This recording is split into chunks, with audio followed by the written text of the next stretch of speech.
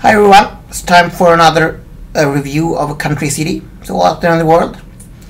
And this time I thought I would talk about a man who's been immensely busy the last couple of years.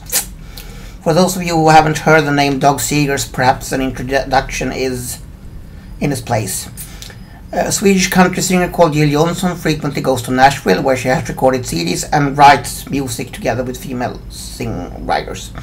A couple of years ago, Jill was asked by a Swedish state broadcasting company if she wanted to make a show called Jill's Front Porch, where Swedish artists would come to Nashville, perform songs with her on the porch, talk about life, how they feel about country music, and these were artists from all over the place. Pop artists, rappers, rockers, etc. And they would talk about life and their music, and they would perform covers of famous country songs. They could choose what they want to perform. And they would also have to make a bucket list of things they wanted to do. For instance, I want to sing in a prison, I want to visit a gay bar, etc. Well, maybe there are no gay bars in Nashville, but one of them actually was a homosexual. And one of the artists came. They were out on the street just walking and shooting some film material when they suddenly saw a homeless man who had a guitar and played, and they loved his voice. It was not planned at all. It just happened by chance. And he turned out to be Doug Seegers. And he was so marvelous that they decided to record with him.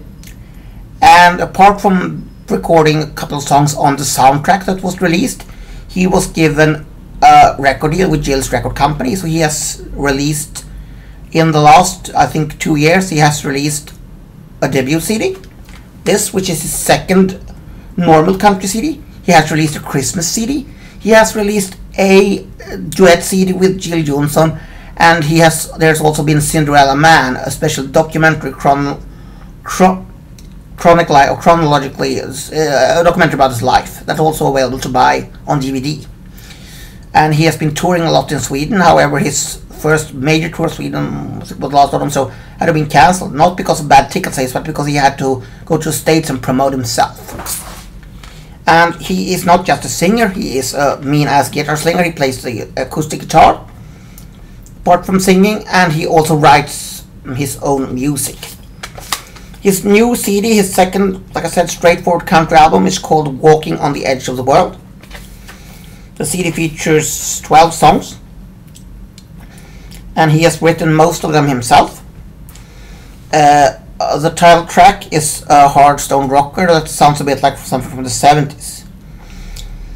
And he features classic country, I should say, instrumentation. It's pedal steel guitars, dobro.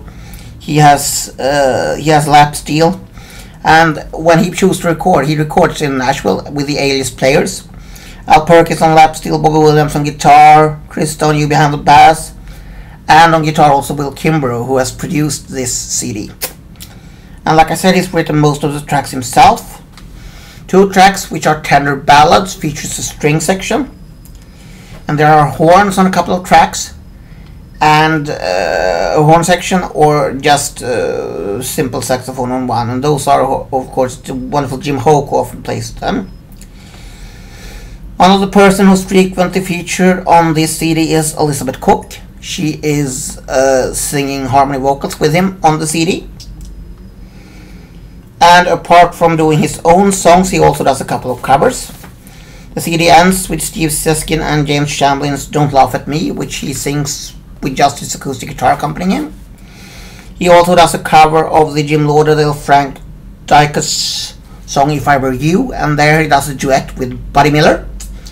And before that he does Far Side Banks of Jordan, a song written by Terry Smith, which became popular, or it was written for a movie called The Apostle, which I think was starring Robert Duvall, and it was featured at the end of that song, and it was sung by the Carter family. And this time he has done it before on his debut CD, but here once again he sings duet with one of the world's most famous country stars, that is Emmylou Harris. And on that track, and a track of his own that also has a religious overtone called Will You Take the Hands of Jesus, he has sort of a bluegrass feeling with acoustic guitars and banjo on the whole kit. And he is a mean songwriter, Doug Seegers.